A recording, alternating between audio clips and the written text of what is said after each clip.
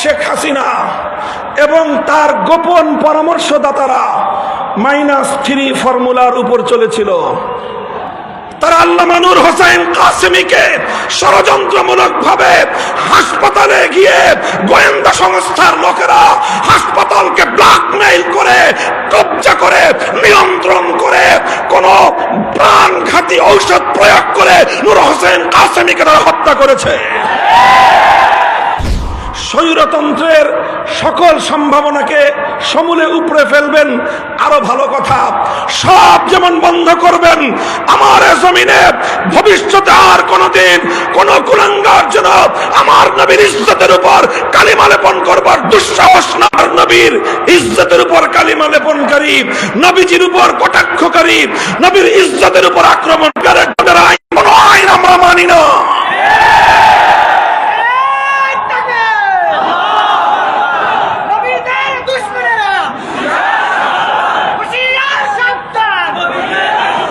কাজে আমরা মাঝে মাঝে এই যে সাম্প্রদায়িক সংঘাতের যে একটা আবহ তৈরি করা হয় অধিকাংশ ক্ষেত্রে, আমার নবীর ইজ্জতের উপর কটাক্ষকারীর একটাই পরিচয়, নবীজির যে দুশ্মন তার একটাই পরিচয়, নবীজিকে যে গালি দেয় তার একটাই পরিচয়, তার কোনো ধর্ম পরিচয় নাই, তার কোনো রাজনৈতিক পরিচয় নাই, তার কোনো গোষ্ঠীর পরিচয় নাই, তার কোনো বর্ণের পরিচয় নাই, তার কোনো ভাষার পরিচয় নাই।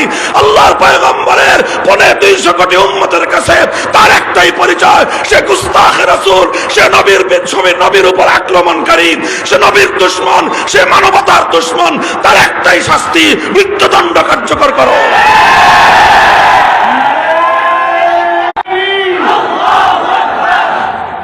আখেরি কথা আমার, বড় দুঃখ পরিতাপ নিয়ে আজকে কথাটা বলতেছি আমি। আমাদের উলামায়ে উম্মতকে, আমাদের হেফাজতে ইসলামকে, বাংলাদেশের ইসলামের যে মূল ধারা, এই মূল ধারাকে বিচলিত করার জন্য, বিভক্ত করার জন্য, ঘায়েল করার জন্য এই ফ্যাসিবাদী সরকার যেই ষড়যন্ত্রগুলো করেছে, প্রত্যেকটা ষড়যন্ত্রের স্বরূপ উন্মোচন করে বিচার করতে হবে। এই সরকার আল্লামা আহমদ শফীকে হত্যা করেছে। কেন করেছে? আল্লামা আহমদ শফী রহমতুল্লাহ আলাইকে সুকৌশলে হত্যা করে আল্লামা জুনায়েদ বাবু নগরী সহ তার অনুসারীদেরকে ঘায়েল করার জন্য ফাঁদ পেতেছে। কাজেই প্রথম আল্লামা আহমদ শফীর হত্যাকাণ্ডের সঠিক তদন্ত হতে হবে। যারা আল্লামা আহমদ শফীর পক্ষ হয়ে আল্লামা জুনায়েদ বাবু নগরী সহ আমাদের বিরুদ্ধে এই অপবিত্র কর্মকাণ্ডের সম্পৃক্ততা করার চেষ্টা করেছিল, তাদেরকে রিমান্ডে নিয়ে জিজ্ঞাসাবাদ করতে হবে সরকার কেন তাদেরকে দিয়ে এই কাজ করিয়েছিল। প্রথম কথা, আল্লামা আহমদ শফীকে শেখ হাসিনার নির্দেশে তার গোয়েন্দা সংস্থার লোকেরা সুকৌশলে হত্যা। শেখ হাসিনা এবং তার গোপন পরামর্শদাতারা -3 ফর্মুলার উপর চলেছিল। কয় -3 করতে চেয়েছিল।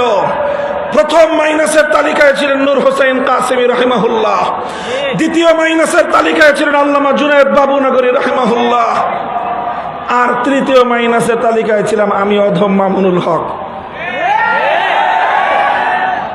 তারা আল্লামা নূর হোসেন কাসেমীকে ষড়যন্ত্রমূলকভাবে হাসপাতালে গিয়ে গোয়েন্দা সংস্থার লোকেরা হাসপাতালকে ব্ল্যাকমেইল করে, কব্জা করে, নিয়ন্ত্রণ করে, কোন প্রাণঘাতী ঔষধ প্রয়োগ করে নূর হোসেন কাসেমীকে তারা হত্যা করেছে।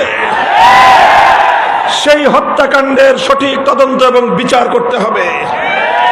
এরপরে তারা আল্লামা জুনায়েদ বাবু নগরীর বিরুদ্ধেও একই কৌশল গ্রহণ করেছে এবং আল্লামা জুনায়েদ বাবু নগরীকেও তারা হত্যা করেছে। এই 3 হত্যাকাণ্ডের যথাযথ তদন্ত এবং তার জন্য দায়ীদেরকে জাতির সামনে চিহ্নিত করে, মুখোশ উন্মোচন করে বিচার করতে হবে। আর এরপরে আমাকে একটা করুণা করেছে যে ওর বয়স কম, বেঁচে থাকুক কিছুদিন। আমাদের 3 মুরব্বীরে মারছে, আল্লাহ জানে ওদের মধ্যে কেউ হয়তো আমার প্রতি তার একটু দয়া হয়েছে যে ও বেঁচে থাকুক, কিন্তু এমন ভাবে বেঁচে থাকুক যেন এদেশের মানুষের কাছেও মুখ দেখাতে না পারে। আমাকে জনগণ থেকে বিচ্ছিন্ন করার পায়তারা চালিয়েছিল।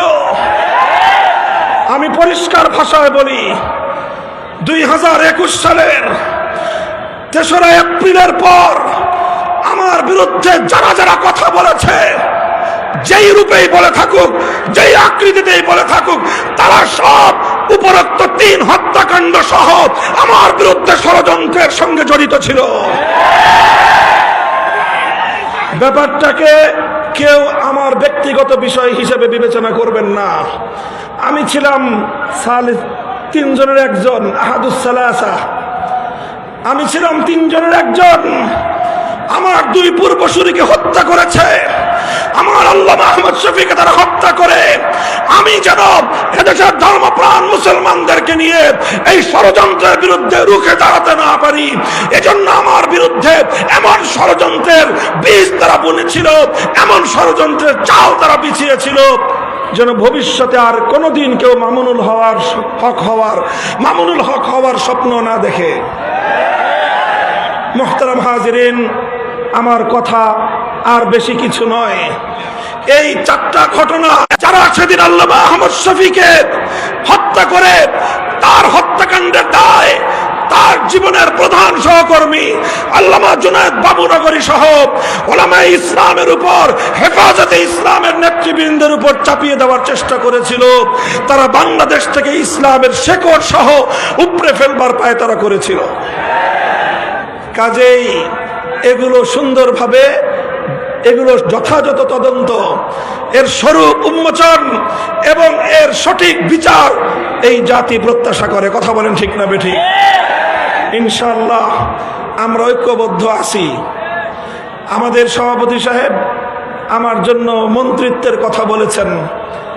মন্ত্রিত্ব সাময়িক বিষয়, মন্ত্রিত্ব সাময়িক বিষয়। আমাদের হাফিজি হুজুর মন্ত্রিত্ব করেন নাই, আমাদের শেখুল হাদিস আল্লামা আজিজুল হক মন্ত্রিত্ব করেন নাই, আমাদের মুফতি আমিনী রহমতুল্লাহ আলাইহিও মন্ত্রিত্ব করেন নাই, সৈয়দ ফজলুল করিম পীর সাহেব চরমনাই রাহিমাহুল্লাহ মন্ত্রিত্ব করেন নাই, আল্লামা আহমদ শফি মন্ত্রিত্ব করেন নাই, আল্লামা জুনায়েদ বাবুনগরী মন্ত্রিত্ব করেন নাই।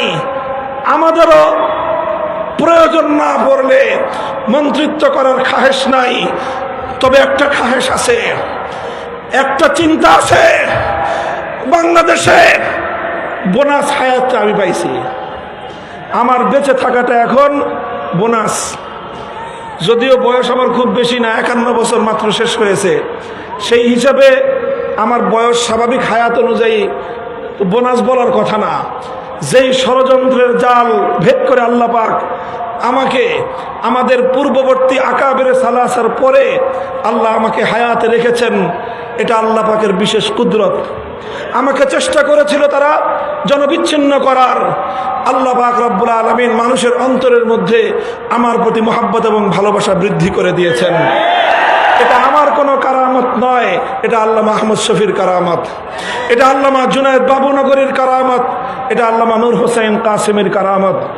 তাদের এই হত্যাকাণ্ডের কথাটুকু জাতির সামনে তুলে ধরার জন্যই হয়তো আল্লাহ আমাকে বাঁচিয়ে রেখেছেন। পরিষ্কার বলতে চাই, পরিষ্কার বলতে চাই, জালিম ফ্যাসিবাদী স্বৈরাচারী হাসিনার আমলেও হকের মূল কথার ক্ষেত্রে আপোষ করার চিন্তা করি নাই। ভালো ভালো বুঝাইছিলাম, মরা বাপের মূর্তি বানায়েন না, ভালো হবে না। মানুষটা মারা গেছে এবং তাকে আমরা মুসলমানই মনে করি, কাজেই তার মূর্তি বানায় আল্লাহর সামনে তাকে লজ্জিত করেন না, জনগণের সামনে তাকে অপমান করার ব্যবস্থা করেন না। কথাটা ভালো লাগলো না আমাদের। আমার বিরুদ্ধে তিনি ক্ষিপ্ত হলেন, জাতীয় সংসদে তিনি আমার বিরুদ্ধে কথা বললেন, তার গোটা রাষ্ট্রযন্ত্রকে আমার বিরুদ্ধে লড়িয়ে দিলেন।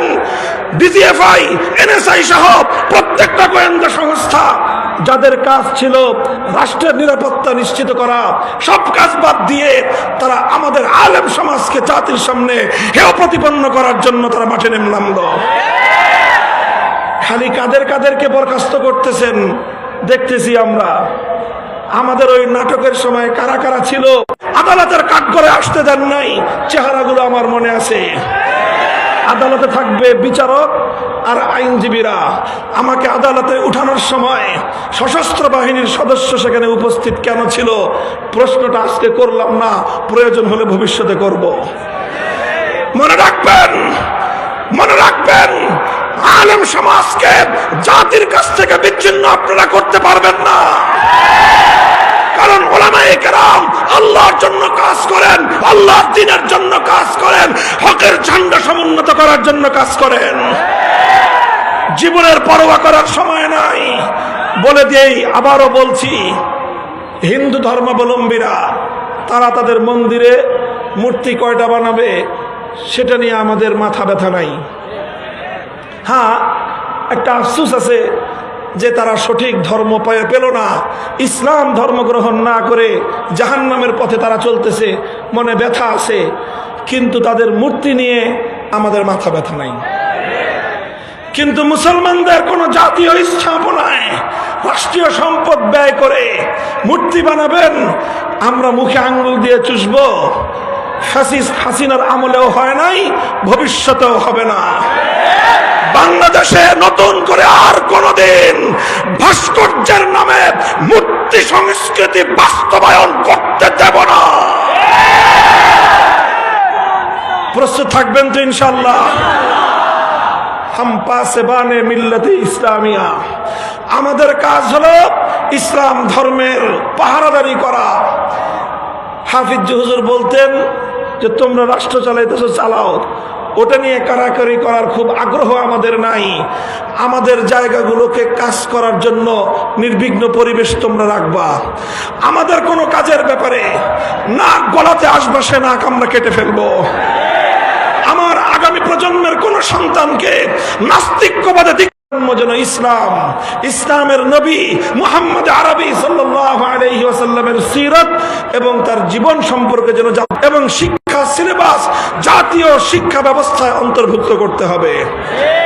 এগুলো যদি করেন, ইসলাম ধর্মটা যদি নির্বিঘ্ন নিরাপদ থাকে, আমরা যারা আল্লাহর জমিনে আল্লাহর দ্বীনকে গালেব করে আন্দোলন করি, সংগ্রাম করি, রাজনীতি করি, আমাদের রাজনীতি নিয়ে যদি কারো অ্যালার্জি চুলকারি না থাকে, তার ব্যাপারেও আমরা জিরো টলারেন্স নীতিতে যাব না।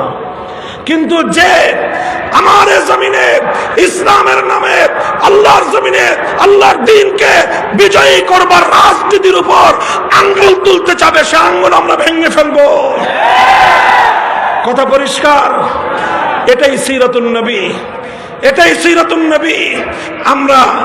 আমরা নরমের নরম থাকতে চাই, নম্রভাবেই দ্বীনের দাওয়াত দিতে চাই। যদি কেউ আমাদেরকে বাধা দিতে আসে, তখন আমরা বাধার পাল্টা জবাব দিতে জানি। আল্লাহ পাক আমাদেরকে বুঝবার তৌফিক দান করেন।